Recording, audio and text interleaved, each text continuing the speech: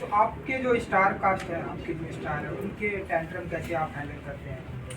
मैं तो हैंडल नहीं करता हूँ, जो हैंडल करते थे वो अभी यहाँ नहीं है, मिहिर चले गए हैं, लेकिन और अर्चित वो चले गए हैं। तो कितना टेंट्रम हमने दिया है उनको और कितनी तकलीफें दी हैं उनको, वो मिहिर, करण और अर्चित ही बता पाएंगे।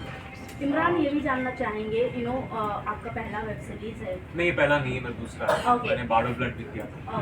इससे पहले ये मेरा क्वेश्चन है आपसे कि कितना चैलेंजिंग रहा एज अ एक्टर और एज अ प्रोड्यूसर की ऑडियंस को अपने थ्रू कनेक्ट करना, क्योंकि वेब सीरीज की बात करें तो OTT पे बहुत ऐसे वेब सीरीज जो रनिंग कर रही हैं, उनके बीच अपने वेब सीरीज को एज अ ऑडियंस के सामने रखना और उसको अट्रैक्ट करना कितना आई चैलेंजिंग थिंक क्योंकि इतने सालों में जब से ऑब्वियसली OTT का एडवेंट रहा है, मैंने बहुत सारी स्क्रिप्ट्स पढ़ी हैं, बहुत सारे ऑफर्स मैंने रिजेक्ट भी किए, क्योंकि मुझे लगा कि अगर मुझे एक ऐसा शो करना है जो एक क्लटर ब्रेकर, जो कुछ नई बात वो शो कह रहा है, जिस तरह ये है, ऐसा कोई शो नहीं है मार्केट पे या किसी OTT चैनल पे जो इस दुनिया को दर्शाता है। और ये तो एक छोटा हिस्सा है जहाँ हमने दिखाया है कि नेपोटिज्म है, क्योंकि ये सब लोग यही एक चीज़ चल रही है ये 7 साल से हमारे इंडस्ट्री को लेकर, लेकिन इसके अलावा बहुत सारी दूसरी चीज़ें हैं जो आपको इस शो में दिखाई देगी।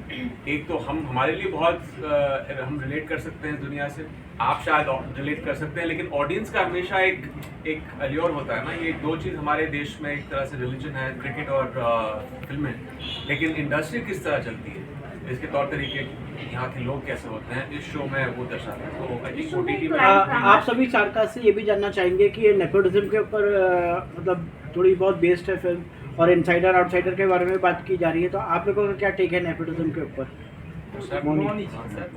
Why would you look at me? No, start from the left hand side for the because you have some very radical thoughts on nepotism.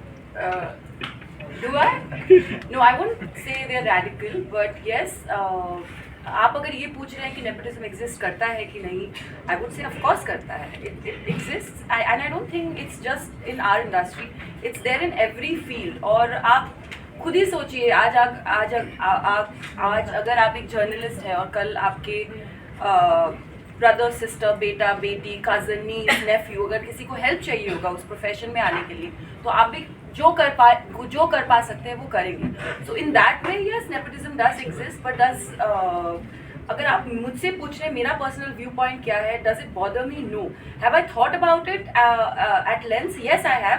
और कभी कभी ऐसा भी लगा है मुझे कि शायद अनफेयर होगा, बट जैसा कि आप सब जानते हैं कि हम सब इस इंडस्ट्री में हैं, इतने सालों से काम कर रहे हैं, क्योंकि ऑडियंस ने हमें एक्सेप्ट किया है, हमें वो प्यार दिया है या वो रिस्पेक्ट दिया है। तो जो भी है इस इंडस्ट्री से ऑलरेडी कनेक्टेड या जनरेशन आफ्टर जनरेशन जो काम कर रहे हैं, उनका काम इतना उम्दा है और वो इतने टैलेंटेड है, ऑडियंसेस की वजह से वो है आज जो भी है। So that's what my take on nepotism is. Rajiv ji, आप Mahima, would you like to add anything? I mean, as she rightly said, nepotism सिर्फ I think entertainment industry बहुत target होती है, because it itself is nepotism सिर्फ बॉलीवुड में ही exist नहीं करता है, वो हर मतलब it's a phenomenon, it's a universal phenomenon.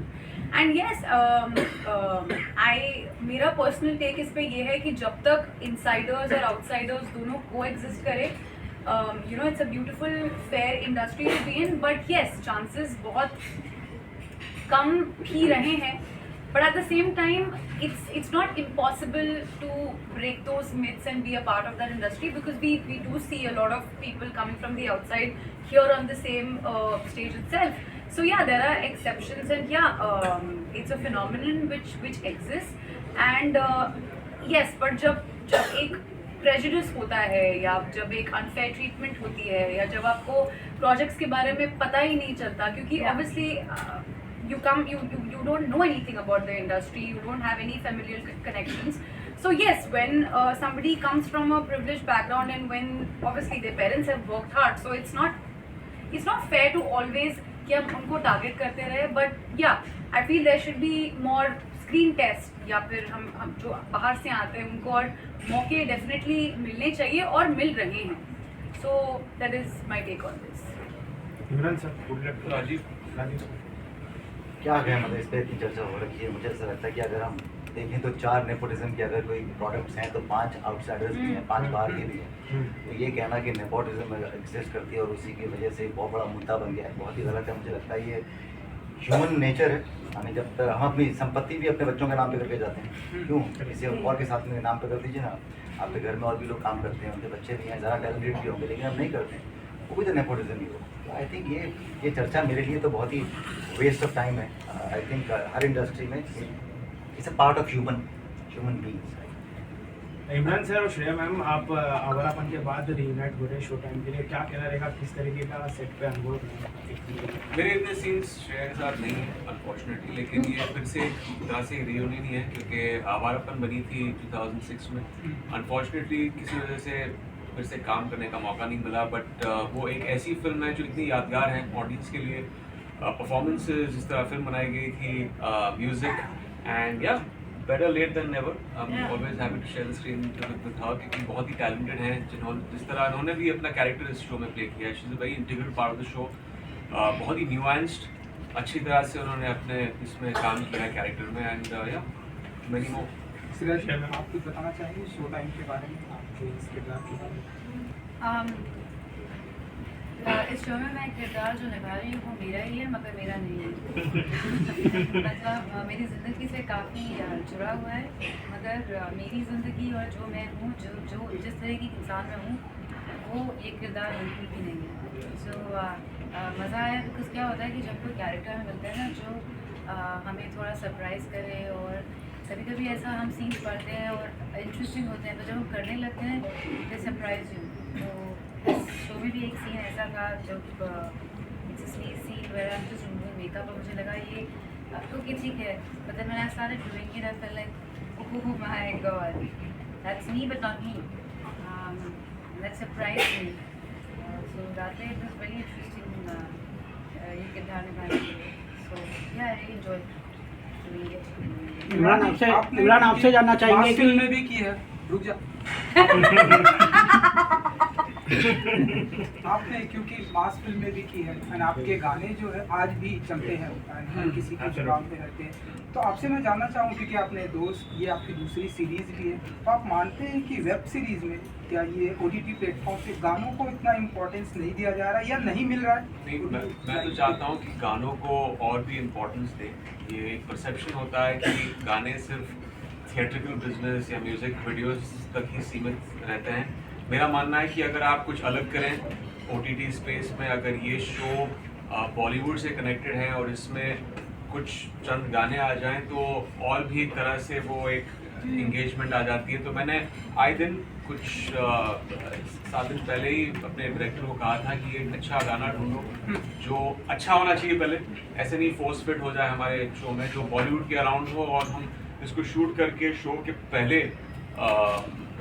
Air करें।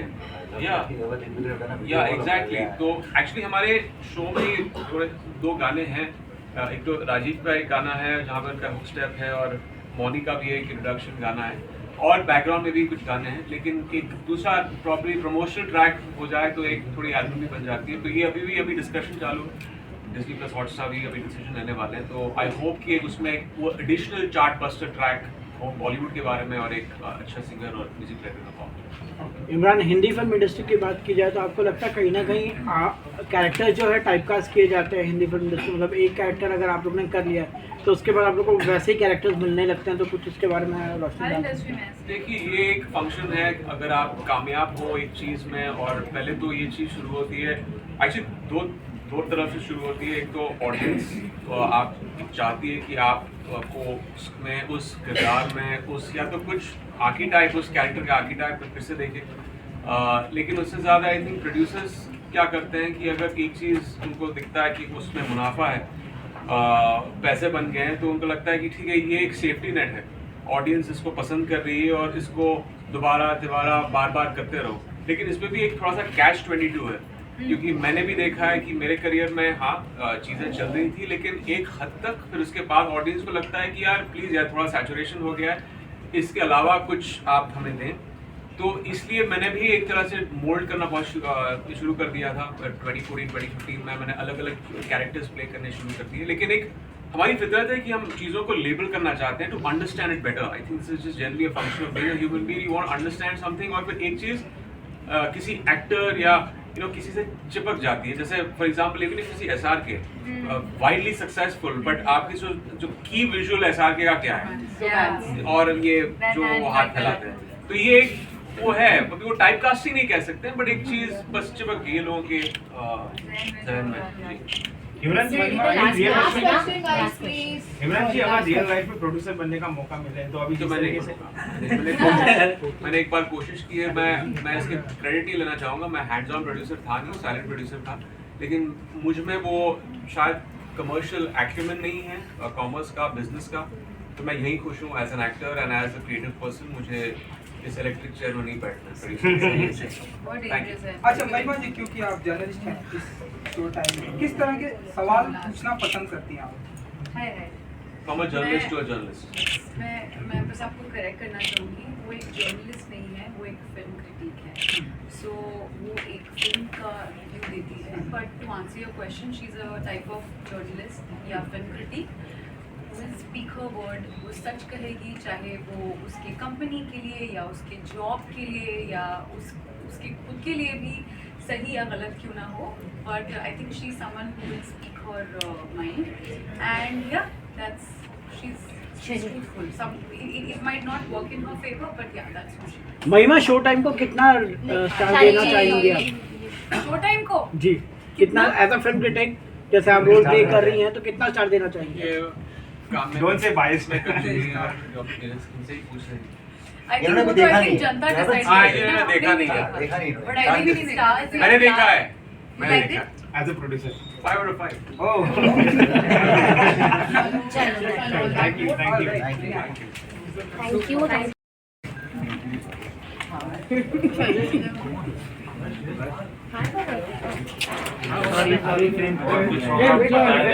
थोड़ा पीछे हाँ बस tell him no. सेंटर लोग सेंटर डाउन है, and all of you Arun थोड़ा फोन नीचे all of you centre down. Thank you. Thank you. Thank you, guys. Thank you. What are we doing now? Next one is the answer.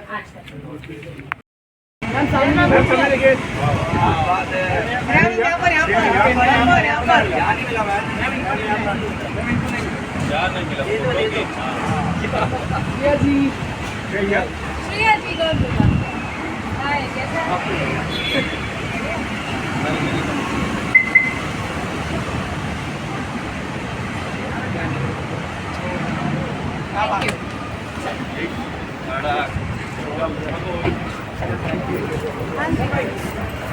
Janata bank के लिए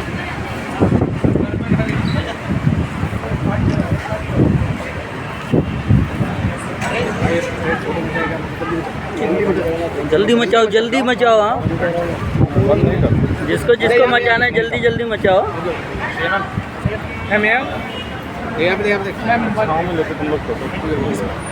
अरे मैं video निकाल रहा हूँ।